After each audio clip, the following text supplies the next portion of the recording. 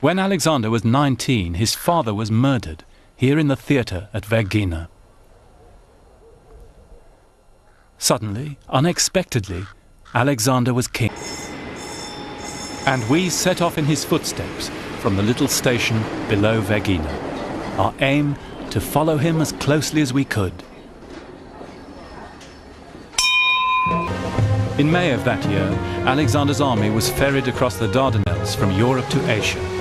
In the transport ships, he had 35,000 troops.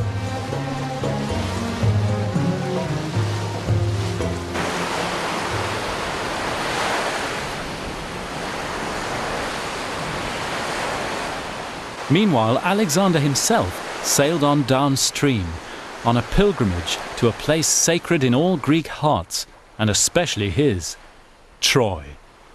He was the first to go ashore. Woo!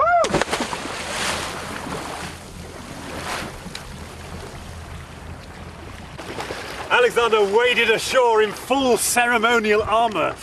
Plumes on his helmet, shield on his chest, the Gorgon's head whose image was supposed to turn onlookers into stone. And his first act was to throw his spear to the shore, claiming that Asia was his by right, won by the spear. What a photo opportunity! He walked up from the beach with his dearest friend and lover Hephaestion to sacrifice at the graves of the Greek heroes killed in the Trojan War. And the two young men ran naked round the tomb of his ancestor Achilles. Below the hill of Troy, they saw where Achilles had dragged Hector's body behind his chariot.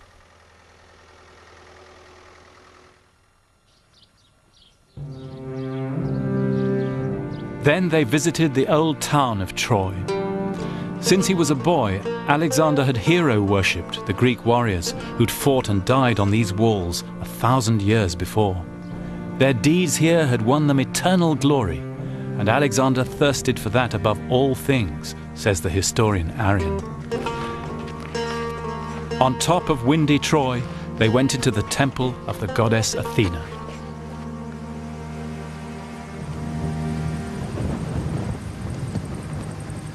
Inside the temple, Alexander was shown weapons which were said to have been used by the heroes in the Trojan War.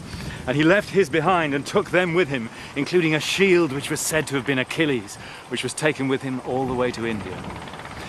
Coming here and honoring and sacrificing for the heroes, giving blood to their ghosts, Alexander was trying to co-opt them, to have the heroes fighting for him in his war against Asia.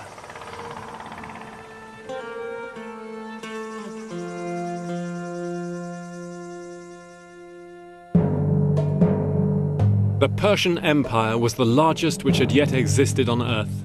The Persians ruled from Ethiopia to the Black Sea, and from the Aegean to India. Their king, Darius, was lord of the world.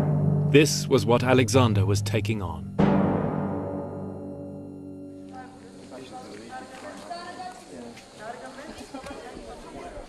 Alexander soon defeated the Persians' local governor and opened up the coast.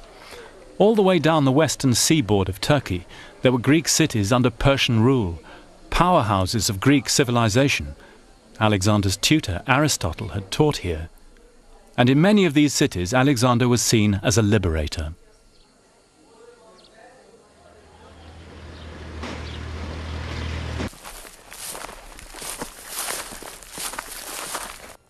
Alexander came along this path to the temple at Didyma. Just as he had enlisted the help of the heroes of Troy, he now sought the support of one of the most powerful of the Olympian gods, Apollo, whose oracle had once drawn pilgrims here from all over the Greek world.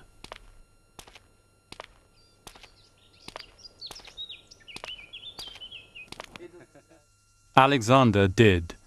This was a war of revenge, and in his mind the war would be fought on the level of the gods too, gods whose shrines had been desecrated by the Persians.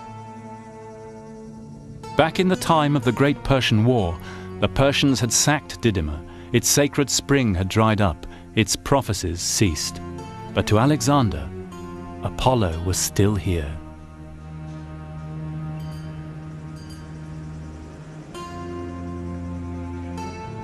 He went down into the shrine, and as the historian Callisthenes told the tale, as if by magic, the spring came back to life. However it happened, the oracle had found a voice after 150 years, and it said Alexander would triumph over the Persians.